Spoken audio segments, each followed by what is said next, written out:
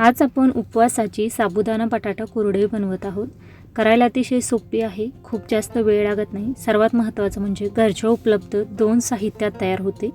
त्याचबरोबर साधी सोपी रेसिपी आहे आणि काही महत्त्वाच्या टिप्स तुम्ही फॉलो केल्या तर तुमची रेसिपी देखील अशा पद्धतीची परफेक्ट तयार होणार आहे। चला तर पटकन रेसिपीला सुरुवात करूया। सो हाय, मी कविता। मी तुमच्यासाठी घेऊन येत असते दररोज दुपारी अशाच पद्धतीच्या झटपट तयार होणाऱ्या आणि सोप्या रेसिपी। त्यामुळे वर्षभर 365 रेसिपीज पाहण्यासाठी चॅनलला सबस्क्राईब करा। आज आपण उपवासाची साबुदाणा बटाटा कुरडई म्हणजेच उन्हाळी वाळवण्याची रेसिपी करत आहोत। त्यासाठी 1 वाटी साबुदाणा आपण रात्रभरासाठी भिजत ठेवलेला होता।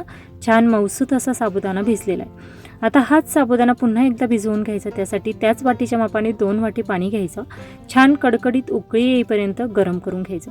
हे गरम पाणी आपल्याला यामध्ये टाकायचं म्हणजे साबुदाणा आणखीनच छान परफेक्ट भिजला जातो। कारण हा साबुदाणा आपल्याला मॅश करून घ्यायचा आहे, त्यासाठी साबुदाणा परफेक्ट असं भिजवणं गरजेचं आहे। पाणी टाकल्यानंतर साबुदाणा व्यवस्थित मिक्स करून घेणार आहोत। त्यानंतर त्यावर झाकण ठेवायचं आणि 5 ते 6 तासासाठी हा साबुदाणा असाच ठेवून द्यायचा। रात्री आपण हा पुन्हा साबुदाणा तसाच ठेवलेला होता। दुसऱ्या दिवशी सकाळी काढून घेतलेला आहे। साबुदाणा तुम्ही पाहू शकता छान मोत्यासारखा फुललेला तर आहे, त्याचबरोबर परफेक्ट मऊसूत असा देखील झालेला आहे। त्यानंतर 3 उकडलेला बटाटा घेतलेला आहे। बटाटा देखील छान मऊसूत असा उकडलेला असायला हवा। त्यानंतर आपण चाळणीमध्ये टाकून मॅशरच्या सहाय्याने दोन्हीही जिन्नस आपल्याला छान मॅश करून घ्यायचे। आता यामध्ये वापरावयाचं जे बटाट्याचं प्रमाण आहे ते तुमच्या आवडीप्रमाणे तुम्ही थोडंसं वाढवलं तरीही चालणार आहे। या ठिकाणी 1 वाटी साबुदाण्यासाठी आपण 3 बटाटे घेतलेले आहे। 3 बटाट्याऐवजी तुम्हाला 4 बटाटे घ्यायचे असतील तरी देखील घेऊ शकता। बटाटा आणि साबुदाणा छान अशा पद्धतीने मॅश करून घ्यायचा म्हणजे आपली कुरडई एकसारखी तयार होते। त्यामध्ये टाकूया चवीनुसार मीठ। वाळवण्याच्या पदार्थाला मिठाचं प्रमाण खूप जास्त वापरायचं नाही, कारण वाळवल्यानंतर थोडासा पदार्थ खारट लागू शकतो। त्यासाठी मीठ वापरताना बेताचंच वापरायचं। छान असं व्यवस्थित यामध्ये मीठ मिक्स करून घ्यायचं। लगेचच आपल्याला कुरडई करण्यासाठीचं हे मिश्रण तयार झालेलं। अशा पद्धतीचा मी सोऱ्या घेतलेला आहे। त्यामध्ये आपल्याला हे मिश्रण सगळं भरून घ्यायचं। तुम्ही पाहू शकता छान मोठी छिद्र असलेला हा सोऱ्या वापरणार आहे। त्यामध्ये हे मिश्रण भरताना थोडंसं दाबून भरायचं, जेणेकरून कुरडई तयार करत असताना तुटत नाही। त्यामध्ये जर हवा भरली गेली, व्यवस्थित असं मिश्रण एकसारखं दाबून भरलं नाही तरी देखील कुरडई करताना ती तुटू शकते। त्यासाठी अशा पद्धतीने हलकंसं दाबून व्यवस्थित असं हे मिश्रण भरून घ्यायचं। लगेचच आपण कुरडई करून घेणार आहोत। सर्वात महत्त्वाचं म्हणजे ही उपवासाची कुरडई आहे, त्यामुळे तुम्ही अशा पद्धतीची कुरडई एकदा बनवून वर्षभर केव्हाही उपवासासाठी पटकन तळून घेऊ शकता। करायला देखील खूप सोपी रेसिपी आहे। मी कुरडई बनवत आहे तोपर्यंत तुम्ही जर चॅनलला सबस्क्राईब केले नसेल तर प्लीज सबस्क्राईब करून ठेवा। या व्हिडिओच्या खाली कविताज किचन या चॅनलच्या नावासमोर जे सबस्क्राईब बटन आहे त्यावर क्लिक करून घंटीच्या बटनवर क्लिक करून ऑलवर क्लिक करा, जेणेकरून वर्षभर आपण दररोज दुपारी 12 वाजता ज्या नवनवीन रेसिपीज पाहतो त्या प्रत्येक रेसिपीची नोटिफिकेशन ही तुमच्या मोबाईलवर येईल आणि कोणती रेसिपी मी यूट्यूबवर शेअर केली ती समजण्यास मदत होईल। तुम्ही पाहू शकता या ठिकाणी 5 ते 6 कुरडई मी तयार करून दाखवत आहे।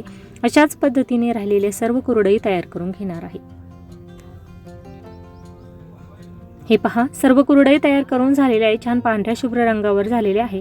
कडकडीत उन्हामध्ये 2 दिवस आपण वाळून घेतल्यानंतर कुरडई आपली वाळवून तयार झाली आहे। खूप छान परफेक्ट अशी दिसत आहे। यामध्ये आपल्याला छान अशी ही कुरडई तेलामध्ये तळून घ्यायची। या ठिकाणी गव्हाची जी कुरडई तयार करतो त्यासाठी ती तळण्यासाठी खूप कडकडीत गरम तेल लागतं, परंतु ही जी बटाट्याची कुरडई आहे साबुदाणा बटाटा कुरडई त्यासाठी खूपही कडकडीत गरम तेल करायचं नाही, नाहीतर ही कुरडई तळल्यानंतर लाल होते। त्यामुळे मीडियम फ्लेमवर ही कुरडई तुम्ही छान अशी तळून घेऊ शकता। खूप जास्तही कडकडीत तेल गरम करण्याची गरज नाही। अशाच पद्धतीने 5 ते 6 कुरडई आपण तळून घेणार आहोत। व्हिडिओ आवडल्यास लाईक करा, जास्तीत जास्त शेअर करा आणि हो, कमेंट करायला विसरू नका।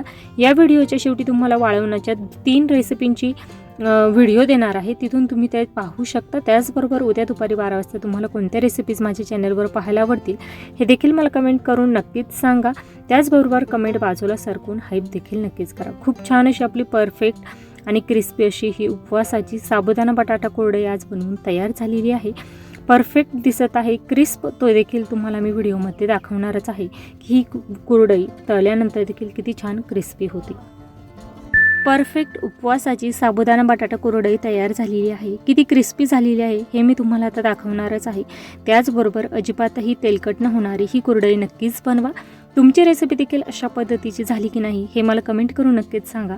वेळात वेळ काढून माझी रेसिपी शेवटपर्यंत पाहिल्याबद्दल धन्यवाद।